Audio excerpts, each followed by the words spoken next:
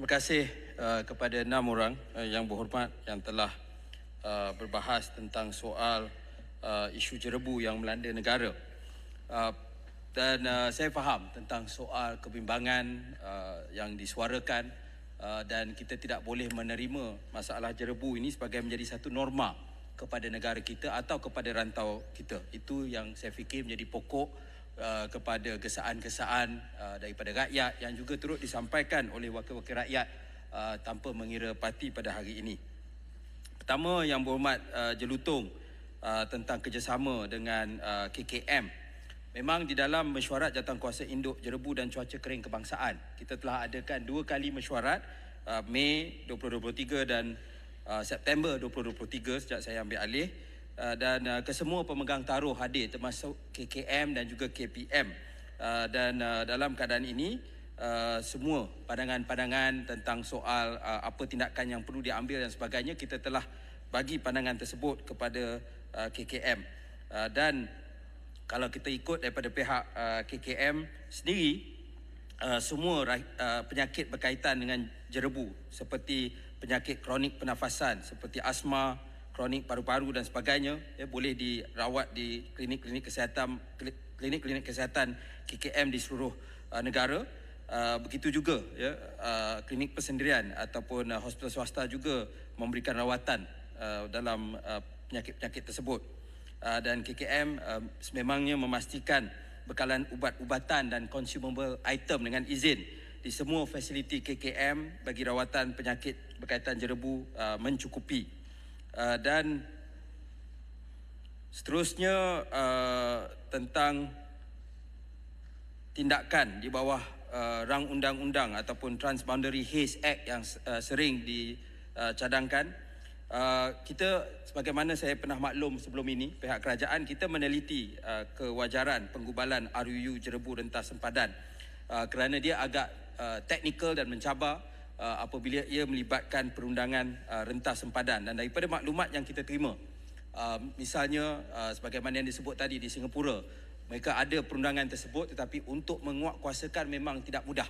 Pada masa yang sama kita ada memang betul ada perjanjian di antara Amerika Syarikat dan Kanada yang berkaitan dengan kualiti udara, tetapi itu perjanjian antara 2 buah negara yang menerima pakai penilaian dan undang-undang dan juga tindakan, maka ia lebih mudah berbanding kalau dibuat secara unilateral. Jadi kita akan kaji secara mendalam tentang keperluan Transboundary Haze Act untuk kita melihat bagaimana kita dapat mengambil tindakan sekiranya perlu. Dan sebab itu saya fikir apa tindakan yang boleh diambil pada waktu ini, dan itu kita mengambil pendekatan diplomasi. Saya tahu ada kadang-kadang ada komen yang mungkin keluar yang menyebabkan rakyat Malaysia tidak puas hati, dan itu saya faham, tetapi secara keseluruhannya kita dapat lihat ada peningkatan tindakan yang telah diambil. Dan di peringkat negara kita sendiri, tadi ada disebut tentang kita pernah hantar bomba dan sebagainya, kita terus menawarkan sekiranya perlu bantuan kepada negara-negara jiran untuk kita membantu pemadaman api yang besar-besaran tersebut. Seterusnya soal ASEAN Haze Free Roadmap yang telah dibangkitkan oleh Goping di dalam celahan beliau, dan juga ASEAN Agreement on Transboundary Haze Pollution. Sebenarnya kita juga kena ambil kira, mungkin perjanjian itu dibuat, kalau AATHP ini dibuat pada tahun 2002. Kita memang antara negara paling awal yang telah ratifikasi perjanjian tersebut. Adakah perjanjian ini yang sangat berpusatkan prinsip non-interference ASEAN dan sebagainya masih lagi relevan, ataupun kita perlu menambah baik perjanjian ini untuk kita benar-benar dapat ambil tindakan yang konkret seiring dengan permintaan daripada rakyat? Itu satu perkara yang kita perlu fikirkan, sebab ASEAN ada sasaran untuk menjadi bebas daripada jerebu tahun 2030. Jadi kalau kita nak mencapai sasaran tersebut, saya fikir secara umum ada peningkatan dalam pelbagai negara-negara ASEAN untuk kita mencapai ke arah itu. Tetapi kalau tidak cukup, maka kita perlu satu pendekatan baru yang tidak ada di dalam AATHP untuk kita menyelesaikan masalah ini. Yang berhormat Setiu bertanya tentang tadi, minta maaf, Goping jelutong, dia ada menyentuh tentang soal air, sedikit keluar daripada topik, tapi saya jawab secara asas, iaitu tentang soal perjanjian air antara Perak dan Pulau Pinang. Ini saya dengar ada pendirian yang positif daripada Perak, tapi ini akhirnya soal kerajaan negeri, yang mana kita biarkan kerajaan negeri Perak dan Pulau Pinang untuk bersetuju tentang perkara tersebut. Seterusnya, Yang Berhormat Setiu bertanya sejauh manakah negara menuntut ganti rugi kepada di atas kerugian yang dialami akibat jerebu rentas sempadan dan tidakkan jangka panjang, dan sekali lagi membangkitkan tentang soal AATHP sebentar tadi. Jadi setakat ini ya, kita tidak ada buat tuntutan ganti rugi ke atas mana-mana negara atau mana-mana syarikat tentang soal punca jerebu ya. Bagaimana yang saya sebut tadi, kita ambil pendekatan rundingan, kesepakatan dan mencari penyelesaian dalam soal ini. Tentang soal pertikaian data tadi ya, saya dengar tadi Yang Berhormat Petaling Jaya dia sebut, dia kata tentang pertikaian data. Kita data-data yang disebut ya, sebenarnya yang sama ada saya atau Ketua Pengarah Jabatan Alam Sekitar kita rujuk, semua berdasarkan data-data yang datang daripada ASEAN Specialized Meteorological Center ASMC yang berpusat di Singapura dan diguna pakai oleh banyak negara ASEAN termasuk kita, dan juga data-data daripada Met Malaysia dan laporan kualiti udara yang dikeluarkan oleh Jabatan Alam Sekitar. Kebanyakan ini bukan macam dahulu ya. Kita kena ingat antara 1997 sehingga tahun 2005 API ini ataupun IPU, data-data ini pernah menjadi sebahagian daripada akta rahsia rasmi. Ya, kerajaan tidak kongsikan data-data ini, tetapi hari ini semua data ini adalah sebahagian daripada domain awam, dan kita telah lihat rakyat sendiri boleh lihat tentang hotspot angin dan sebagainya, semua boleh di Google ya, dengan izin. Jadi sebab itu kita menggunakan rujukan-rujukan ini, dan saya akan mempertahankan ya, kenyataan-kenyataan yang dikeluarkan oleh Jabatan Alam Sekitar dan Met Malaysia ketika kita menyebut tentang soal hotspot dan sebagainya. Minta mencelah. Ya. Saya rasa mungkin pihak Menteri telah pun salah faham. Yang saya rujuk, data tu memang tidak dipertikaikan. Cuma dengan data yang begitu komprehensif yang kita dapat kumpul dan umumkan, mengapa masih ada state of denial dengan izin daripada pihak Indonesia? Sebab tu saya tidak kata Petaling Jaya yang pertikaikan. Apa tu yang saya mengatakan ialah apabila ada pihak yang pertikaikan tentang kesahihan data tersebut. Dan saya lihat kenyataan yang dikeluarkan oleh jurucakap Kementerian Luar Indonesia apabila mengulas tentang surat yang kita telah hantar kepada mereka lebih terbuka, dan dia menyebut tentang tawaran negara kita untuk cuba membantu dan bekerjasama di dalam menyelesaikan perkara tersebut. Jadi saya fokus kepada perkara tersebut, dan kita akan tetap kita tidak akan sorok daripada data yang kita ada. Seterusnya tentang Yang Berhormat Kuala Nerus bertanya tentang pembakaran terbuka di negara kita. Jadi saya ingat saya ada sebut sedikit dalam ucapan pembukaan saya, di mana sehingga 30 September 2023 pada tahun ini ada 3,922 aduan kes pembakaran terbuka yang diterima oleh JAS.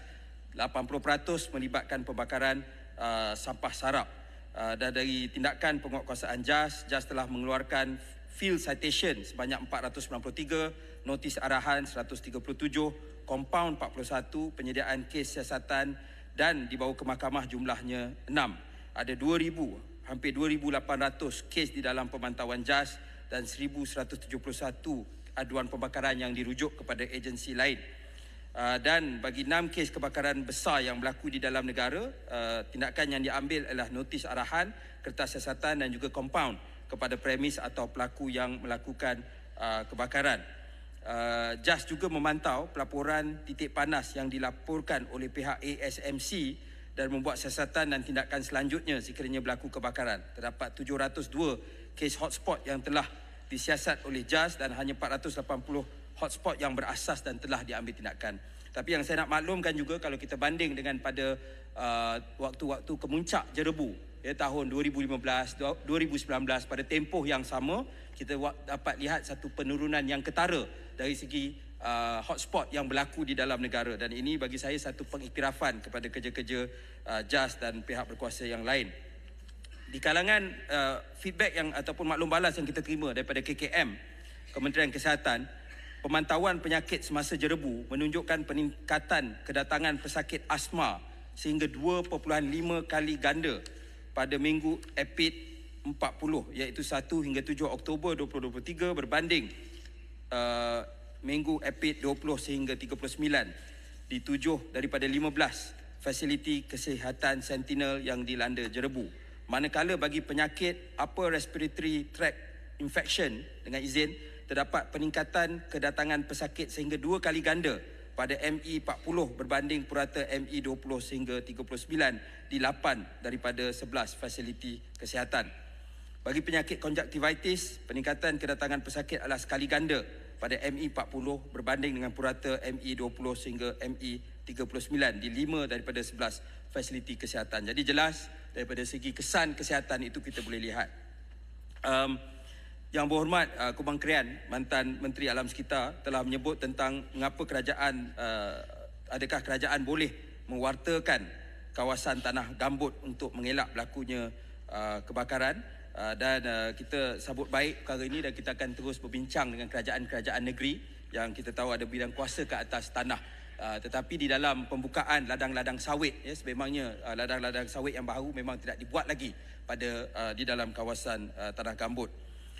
Yang berhormat Ipoh Timur juga bercakap tentang tindakan di peringkat antarabangsa. Saya balik pada apa yang kita jawab sebentar tadi, tetapi kita juga sebenarnya ada kerjasama yang baik. Saya ingat ada peningkatan kerjasama melalui Kementerian Luar Negeri dan juga melalui Pejabat Perwakilan Malaysia di Pontianak dan Pekanbaru, yang mana kita adakan perbincangan bersama syarikat berkaitan Malaysia di Sumatera, Riau dan Kalimantan. Dan juga malah pada September 2022 malah Wakil Pekanbaru bersama perseorangan terbatas telah mengadakan program kembara pencegahan kebakaran hutan dan tanah Malaysia yang melibatkan kunjungan ke kawasan perladangan, latihan kebakaran dan kunjungan ke Sekolah Dasar Swasta Kuala Lumpur Kepong KLK yang terletak di kompleks perladangan yang sama.